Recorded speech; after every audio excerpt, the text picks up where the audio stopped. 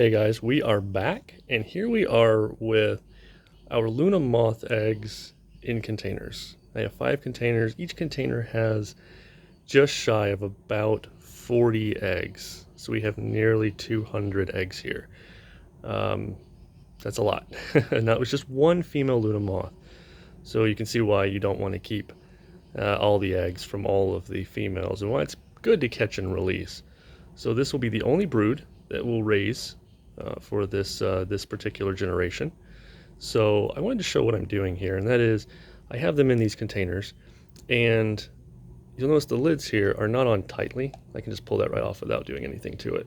And as you can see, we have a couple of moths already not getting into focus, and they're moving around here, and they have a piece of host plant in there, and I will be adding more as needed, of course.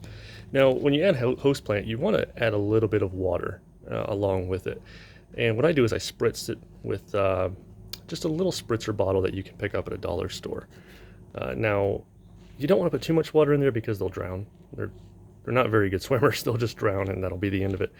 But you got to have some water in there for them. And it looks like the water here is already pretty well evaporated. So what I'm going to do is put a little more in later today. Now I have them also, as you can see, inside this habitat. The habitat is kind of stained up and whatnot because this is where eggs were laid and where cocoons were, so visually it's not very appealing, but it'll perfectly serve the purpose here. Now, the purpose behind this is if they get out of this, because these are not airtight, then they're not going to really get anywhere.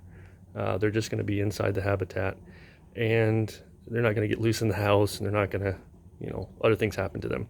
Now, in reality, in the wild, these are not going to make it very long. They're not going to live to maturity.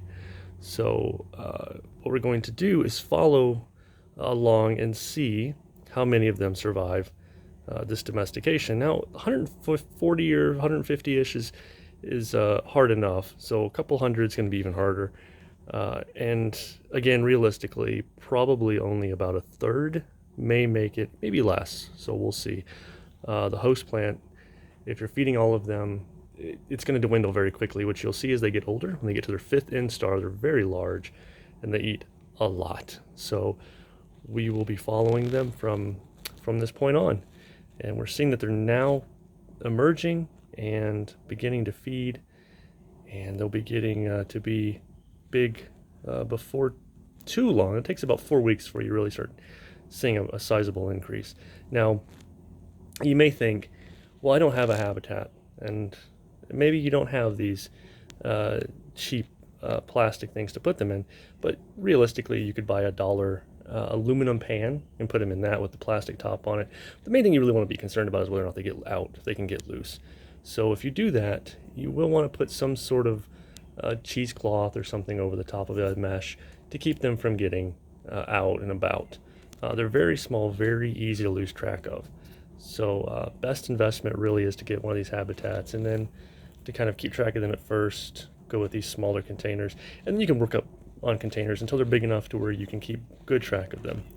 I will say that as we're taking these host plants out and replacing them, which we will have to do every couple of days, maybe sooner, see how the weather is and how long the plant lives and how many are in there, then we need to be very careful not to take any of the caterpillars out with it, because it's very easy to lose them, especially now. As you can see, they are very, very small.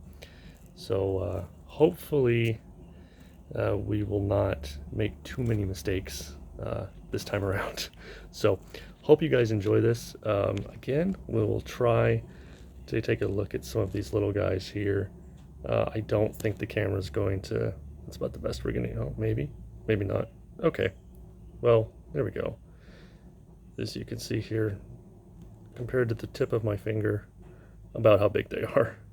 And compared to the 4.5-inch wingspan of the mother, these guys are quite tiny. Alright guys, well, if you have any questions or comments, please let me know. I'll be happy to answer them any way I can. And we're looking forward to the next video here, where we'll get a little more in depth with about feeding them and how to clean up after them, because there is a little bit of cleaning up. So if you have any questions before then, just let me know. Hope you all have a great one. Bye.